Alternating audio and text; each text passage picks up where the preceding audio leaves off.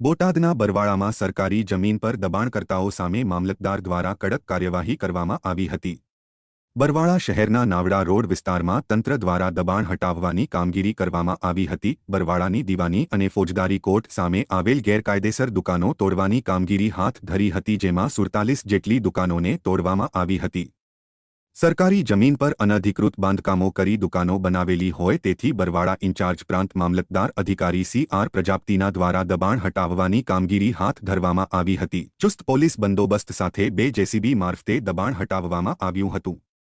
વીજ વિભાગ સહિતના વહીવટી તંત્ર સ્થળ પર હાજર રહ્યું હતું। દબાણ હટાવવાની કામગીરી નિહાળવા લોકોના ટોળા એકત્ર થયા હતા।